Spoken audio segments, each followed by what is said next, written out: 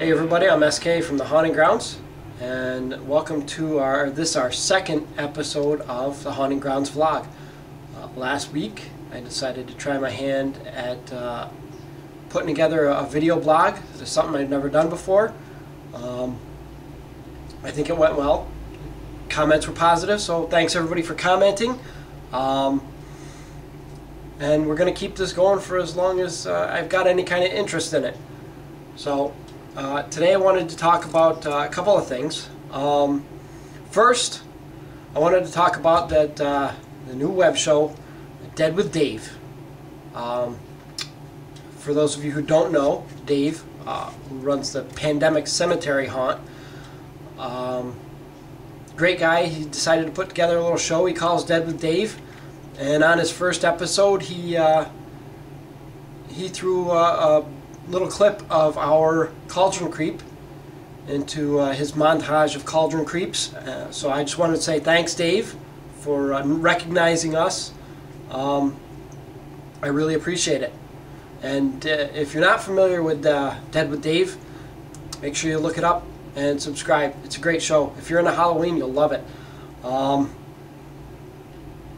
Next order up for business. What I'm working on right now, I've been, what's the word I'm looking for? I've been told that I need to start working on something. So I'm working on something. I am working on a new tombstone. And for anybody who knows about my tombstones, I'm anal about detail. It's the OCD, I swear to God. But I get a lot of people ask how it is that I get such perfect lettering on my tombstones. So I'm going to show you that. But first I'm going to talk about what it is I've got going on here. I'm trying to replicate a Deaths Head Tombstone. A lot of you probably are familiar with the design, but that's what they look like right there. That's a Death's Head Tombstone, and that is a really nice looking one. So I'm going to replicate this in foam. So what I've got going on here, as you can see, I've already started basic drawing on the lunette up here, and I've got my template down for all the lettering. And this is how I do it. Normally I'll print out what I want the epitaph to say. In this case, unfortunately I couldn't find a font appropriate for the lettering of this type of tombstone, so I actually took the photo of the tombstone that I'm using as an example, and I enlarged it and printed it out, and I'm using that as my template. All I do is I tape this down here, and I cut through I cut right through the paper into the foam with an X-Acto knife. So I'll reposition the camera here, and I'll give you a real quick look at just how I do it for anybody who's interested in how I cut my lettering. This is all I do. I take my X-Acto knife, nice fresh blade. Sometimes I'll swap out a blade 2 or 3 times during one of these tombstones. All I do is I just try and hold the same angle, and I just kind of saw through it. Just follow the lines of the template, and always try and keep that same angle.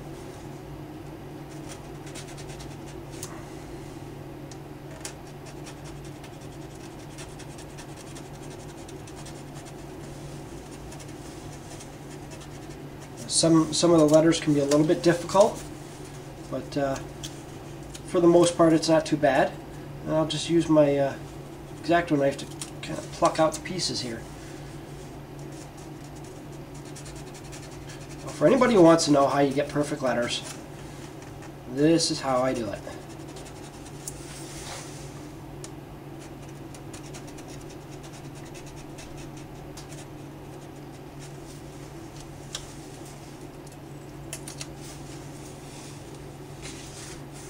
And you want to see how that T comes out when it's done. If I can keep that in the light right there.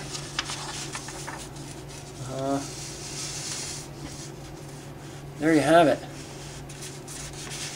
I don't know how well you can see it, but yeah, I tried hand drawing this on this time around, and I just couldn't get it to look right. So I went back to what works for me.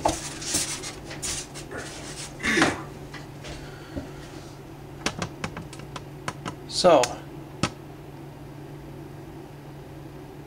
that is our progress on this tombstone, and hopefully by next week I'll have it a lot closer to finished, if not finished, and maybe I'll be working on something else. Another thing I wanted to do, I wanted to try something I haven't seen before. Wanted to give people who are viewing this vlog something that I guess nobody else does. So I'm going to start a little segment that I like to call What's in the Box? Whoa. Yeah, that was weird.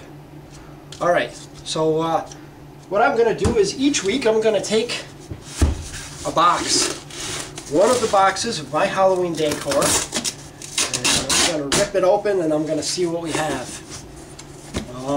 If for no other reason, maybe it'll give a little bit of incentive or inspiration to try something new, to make something new. There's a lot of stuff in here that I make myself. There's a lot of stuff that I bought. We'll just have to go through each box real quick and see what we have. What kind of junk did I pack away in this box? This, I paid I think 25 cents for this at a garage sale. What else is in here? Big old piece of burlap. I know what's in here. Yes. Glass. We have a stupid little ghost here. Little ceramic ghost. Little candle holder. Throw a candle in behind it and the face flickers. What else we got in here? Oh yeah, this is a great use for Walmart bags. If you shop at Walmart, like I do, you probably got tons of these. What else we have in here? Oh look, another candle holder. Cute little pumpkin. Isn't that great? This must be the box full of my kitschy Halloween crap for the house. Let's see. What do we got here? Oh. Tombstones. These sat out on the table full of food for our Halloween party.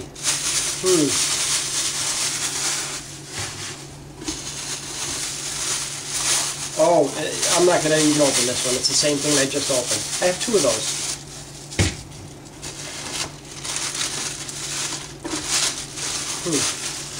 Pumpkin candy dish.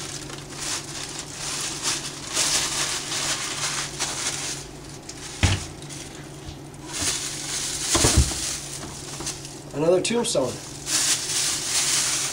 And yet another tombstone. I don't know where I got these. I think I picked these up at like picked them up at Target for $2 a piece. We had to have a lot of kitschy little Halloween crap for our Halloween party. Alright, here we go. My witch jars. These things are great. They throw a little candle in them, and they make a nice little eerie light. I got this idea from pumpkin rot originally, and I've seen a few different versions of it. This one is just freaky fabric that I bought at Walmart. Some jute twine and a little bit of paint on the inside and some Elmer's glue. Basically just splash some red paint and some brown paint around on the inside, some black up here around the rim. Wrap the top with the jute twine, and then fold this piece of freaky fabric over the top of it and just douse it with glue. Douse it with the Elmer's glue. These are great. Maybe I'll do a how-to on these, if that wasn't enough of a how-to. There's 2, 4, 5 of these. These are made out of Tostitos dip jars. I couldn't see going out and spending money on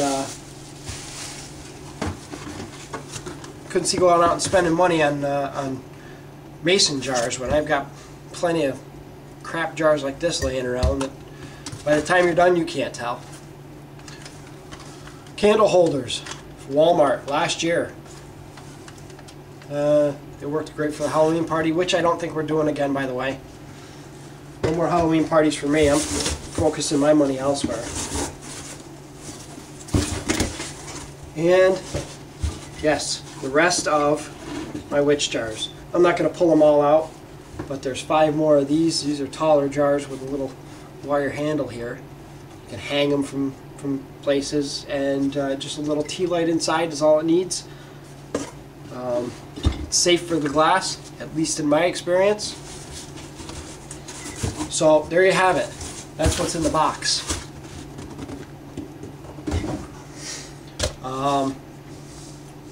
Before I finish up this week's vlog, I want to do a little subscriber shout out. I had a couple of new subscribers since last week, so here's our new subscribers. We have, and I apologize if my pronunciation is off.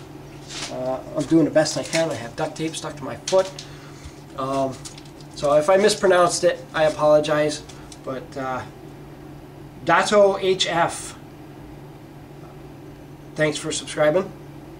WX Halloween, SW Grinder 1, Diablo 85, and I recognize that name from the SOP chat, but I don't know if I've been introduced to you or not.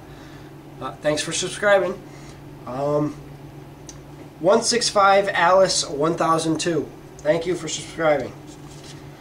M Fensky 78, Art for the Cure 1, and Shadow of Palms, thanks for subscribing. Thanks for putting on an awesome video chat for everybody each week. And I'm home today from work. Decided to take the day off, so hopefully I'll be up to joining everybody in the SOP chat tonight. That's it for this week. Hopefully I'll have more for you next week. Maybe it'll be more interesting. Maybe it won't. Maybe we'll have a better box. Either way, please subscribe, leave us comments, let us know how we did, and until next, I'm SK.